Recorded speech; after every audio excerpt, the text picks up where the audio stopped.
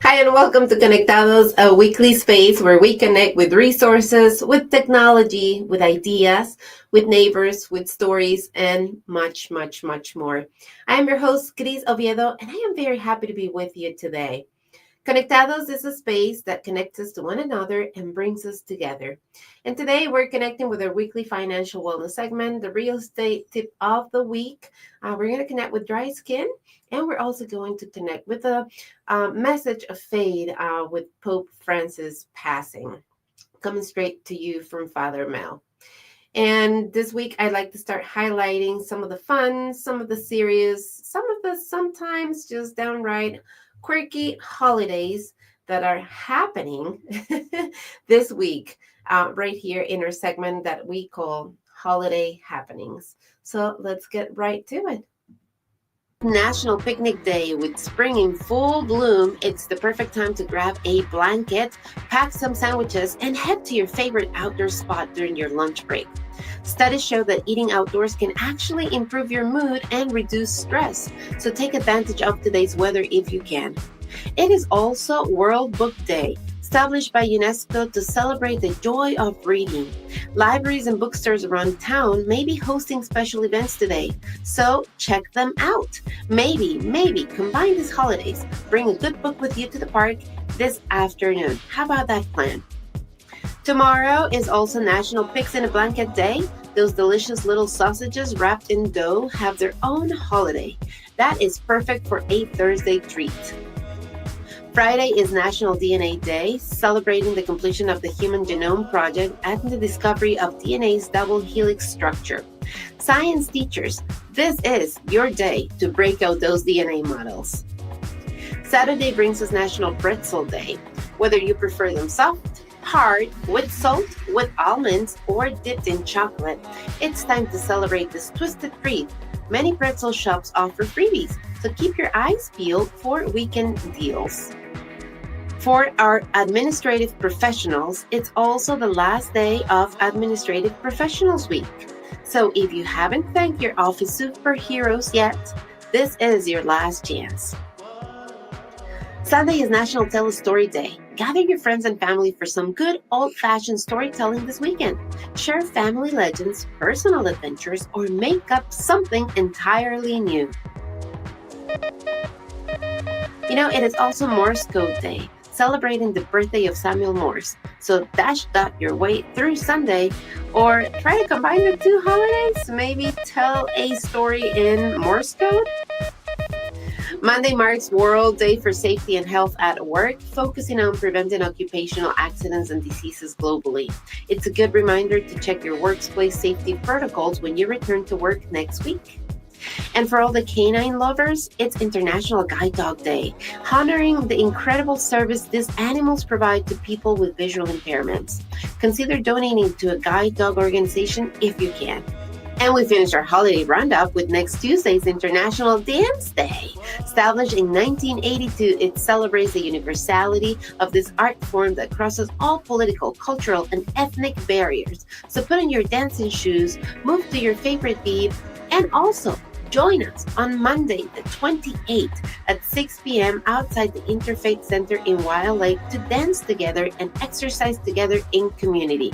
We're bringing back our Mondays dance exercise class, and guess what? We're actually doing it twice this season. We're doing it on Mondays and Saturdays, so come on and join us. Tuesday is also National Shrimp Scampi Day, so maybe dance your way to a nice Italian restaurant next Tuesday evening, huh? How about that? And we continue with Conectados. That wraps the holiday preview for the days ahead. Whether you're celebrating World Book Day or just looking for an excuse to eat pretzels this weekend, or if you're looking for an opportunity to dance with our community this coming Monday ahead of Dance Day, there's something for everyone coming up. And I really hope that you will join us on Monday and Saturdays, starting again with our dance fitness class, an opportunity to be together in community, taking care of our bodies, of our minds, and really just connecting, having a good time. Next, we have our weekly financial wellness segment brought to us by our good friends of Making Change.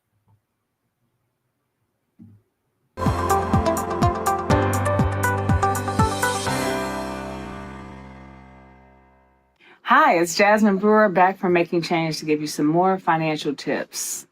So we are just about to the end of April, but that doesn't mean that we finished talking about money as we close out Money Matters Month. Whether tackling your credit, dealing with debt management, or circling back to figure out what your budget looks like or the changes to your budget might look like, we are here to help you guide you through that because this is a regular part of your life. So the more you practice at it, the easier it becomes. Here are some quick tips to integrate this into your everyday life to make sure you stay on top of how you handle money. First, every pay period, sit down and review your bills and expenses. You want to ask yourself, what bills are due? How much did I budget for weekly expenses and did I stay within that budget? Things like food and gas, which can sometimes be a little bit more than we anticipated. You want to think about, did I stay on budget for my last pay period? So taking this moment to review these items will help get and keep you on track. You want to review your debts monthly. Have you had any debts that have increased? Have you had some that have decreased? You want to track this because you want to integrate and include in your budget how you decide to tackle your debt. In order to become debt-free, you have to face it. So whether that is writing it down on a pen and paper or that's in an app on your phone, you want to track what your debts look like so that you can make sure that that's part of your budget and getting rid of that debt. You want to build up your emergency savings. We never know when life is going to throw us a curveball. So think about, how much money would I need just in case I get sick, or maybe I have less hours at work, or I possibly have a reduction or lose income completely? A good and easy way to think about how much you should save for an emergency is to take that budget that you've created, multiply that by 3 or 6, because you want to save between 3 and 6 months for your emergency savings. That's your goal to work up to. So for example, if you know your budget for how much you have to pay out and expend every month is $3,000, you multiply that by 3, $9,000 is your goal. So remember, take each of these tools, think about it. What would be an easy way for you to integrate this and put this into your everyday life so that it does not feel overwhelming? Do you have more questions? Feel free to reach out to Making Change and we can connect you with a counselor to help guide you through each of these steps to keep you on track. Talk to you soon. I'll be back in a moment with some more tips.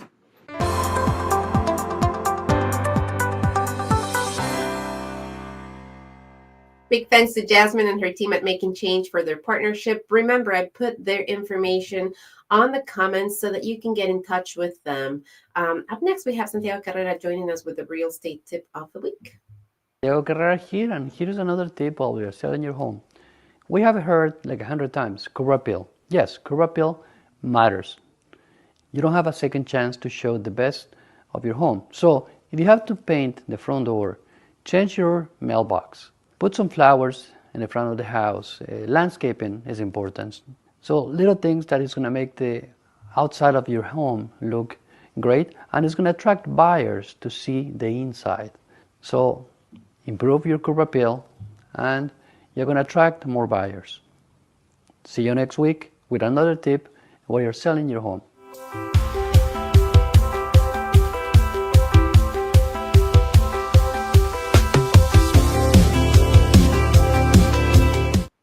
Thanks to Santiago Carrera and his team as well for joining us every week. Next, I want to talk to you about something that it's been showing up on my social media feed pretty much every day and a couple of times a day, and that's dry skin. And I know that with the pollen and with this type of season and allergies, I know a lot of people are suffering right now. Well, I have a remedy that I want to share with you, and it's a natural remedy that has really worked for me, for my daughter, for us here in our family. So check it out. With the arrival of spring, many of us experience changes in our skin. Today we'll talk about dermatitis, eczema, and dry skin, conditions that can worsen with seasonal changes in pollen and temperature. We'll discover their causes, how to prevent them, and treat them effectively. Spring brings new challenges for our skin. Dermatitis and eczema manifest as redness, itching, and flaking, while dry skin can affect anyone, especially during seasonal changes. Some of the causes include spring allergies to pollen and plants, changes in environmental humidity, genetic predisposition, irritants and seasonal cleaning products, stress associated with routine changes. These conditions don't just affect us physically, but also impact our confidence when we want to enjoy outdoor activities this season. To maintain healthy skin this spring, it is necessary to maintain reinforced hydration, which is fundamental during seasonal changes. It's very important to drink more water and apply moisturizing products after bathing. It's also important to continue protection against allergens this season. Wear light clothing that covers the skin when going out, especially in days with high pollen counts. Don't forget to take refreshing showers. Use warm water, not hot, and limit time to 5 minutes to avoid eliminating natural oils. Protect the skin's cutaneous barrier. Before outdoor activities, apply protectors that strengthen the skin barrier. And make sure to nourish yourself with a spring diet, incorporating seasonal fruits and vegetables rich in antioxidants that help reduce inflammation from within.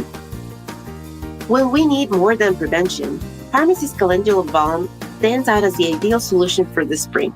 The natural power of calendula blooms in spring, and its healing properties reach their maximum potential this season, offering exceptional anti-inflammatory relief. Additionally, it's designed with a light texture perfect for use under sunscreen on spring days, without clogging pores. This product is for the whole family, from babies with diaper rash to grandparents with sensitive skin. Everyone can benefit from the goodness of calendula during spring family outings. Get multiple benefits in one single product. It soothes irritations caused by pollen, it reduces inflammation from temperature changes, it restores the weakened skin barrier, it moisturizes your skin without a greasy feeling, and it protects you during outdoor activities. If you are using medications prescribed by your doctor, you can rest assured that this product is ideal to use in conjunction with prescription medications when conditions are more severe. This spring, don't let skin problems prevent you from enjoying the blooming and renewal of the season. With Preventive Habits and Pharmacy's Calendula Balm, you can keep your skin as radiant as spring days. Remember, for severe cases, it is always advisable to consult with a dermatologist. But for all other moments, keep your Pharmacy's Calendula Balm handy, your perfect ally this season for healthy skin. If you'd like more information, reach out, send me a message, and I'll be happy to connect you.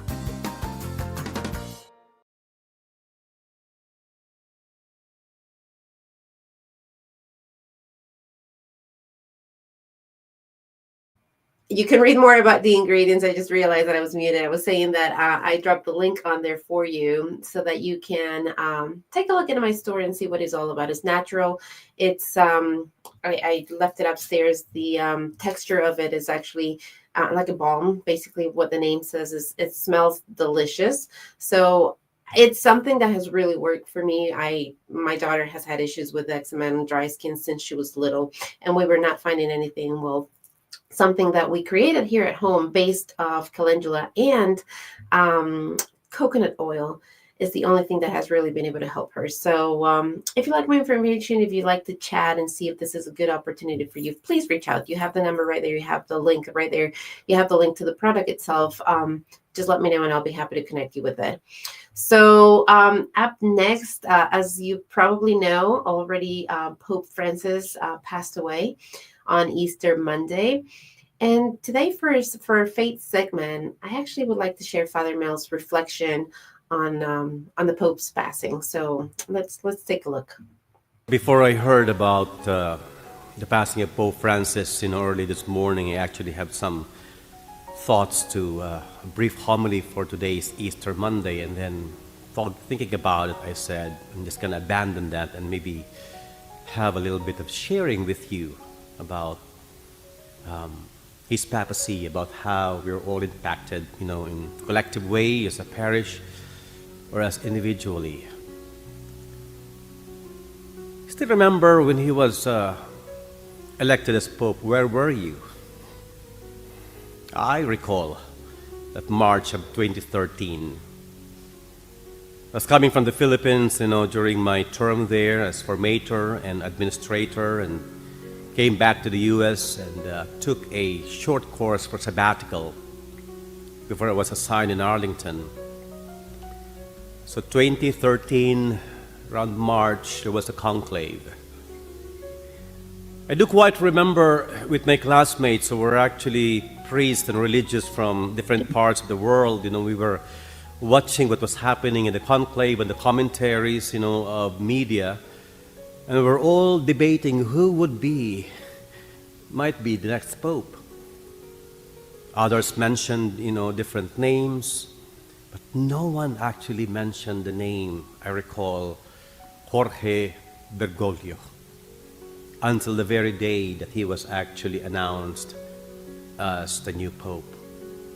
We had a Jesuit in our group, and so when we were watching the TV and somebody screamed, "White smoke, white smoke," we will run to the TV room and we're all watching, and then the commentator named, the one who is the new pope, Jorge Bergoglio. And that's when our Jesuit classmate said, from Argentina? So the Jesuit classmate was even very surprised, how much more for us. To me personally, that was the first time I'm actually seeing this happening. When he came out of that balcony and introduced in a very simple way in his white cassock, and even greeted the people in Italian, "Good evening." And before he gave a blessing, he asked people to pray for him and to bless him. And every time there's news about Pope Francis, I would find out and I would really look for anything, something fresh, and to me personally, I became a big fan of this new Pope. In 2015, I happened to be vacationing in the Philippines, and it was also a year that he was visiting the Philippines 2 years after the big cyclone that actually struck my island and killed over 6,000 people. It's known to be Haiyan. And I happened to be one of hundreds of priests actually celebrating in a rainy papal mass, and you saw the pictures of the Pope wearing a yellow poncho, and how he actually consoled us. Some of my friends also died in that big typhoon, and I was kind of thinking, if I ever had a chance to meet the Pope in person or just face to face, I had in my back 2 copies of his writings, one Laudato Si and another one was The Joy of the Gospel. And I would say, I have rehearsed it, in Spanish, and I would say, "Papa Francisco, por favor, se puede firmar aquí." Pope Francis, can you sign this? Because I did not have a chance. And how he consoled people. It was raining, and I could not actually hold my emotion when he spoke to people, how deeply moved he was by the thousands of people gathered there during the papal mass. He didn't understand which one was which, tears or rain. But Pope Francis became the people's Pope.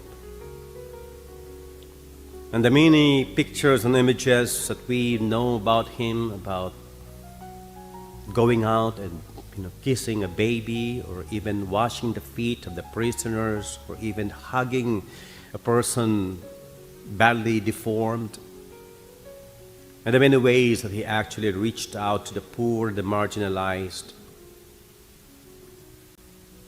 So for 13 years, we have known Pope Francis as the global Pope, and he had maybe angered some of the conservatives in the church or even disappointed many progressives that he was not strong enough to change a lot of things.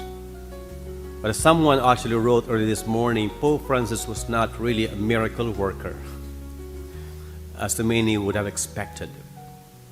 But there's no doubt that, most Catholics, many Catholics love this Pope.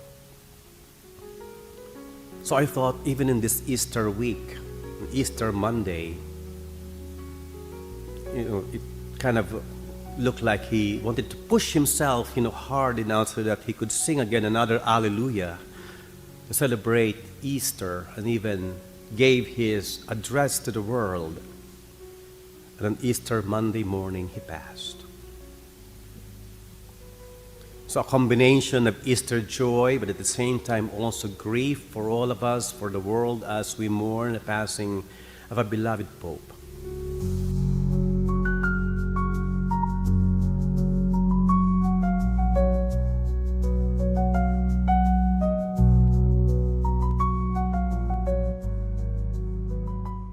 And we are all invited actually to attend the memorial mass today, Wednesday at noon, in honor of Pope Francis at the Wild Lake Interfaith Center, room 1.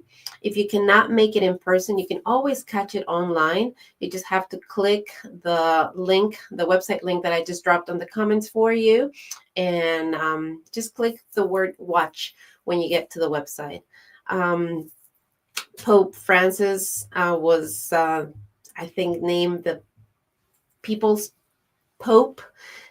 He was somebody who was able to connect with a lot of people in many ways. He, in my opinion, he mimicked what Jesus did. He started looking at those who had been forgotten, for a lack of a better word, in our community, right? Those who had been segregated by certain rules. He showed them mercy. He showed them that they were valuable. He showed them that they were not segregated, that there was nobody who was judging them, very much like what Jesus did when he came, where he, when he was presented with opportunities to judge others, he was the first one to say, if you're free of sin, be the first one to throw that rock. And I know I cannot be the first one to throw any rocks. I can't have any rocks in my hands, quite honestly. So if you're looking for a place to deepen your faith, if you're looking to belong to a community, if you're new in Howard County, I've noticed a lot of posts recently on my feed saying, I'm new to Howard County and I'm trying to find a community. If you're Catholic, if this is your faith, come to St. John's. If maybe you've been away from faith, but you'd like to learn more about it, come to St. John's at Wild Lake Interfaith Center. It's a beautiful community. Come and be part of it. Lots of opportunities to volunteer, lots of opportunities to be in community, to help out, to get to know your neighbors, and to connect. So the information is all there. The website and the phone numbers are all in the comments, so you can check it out.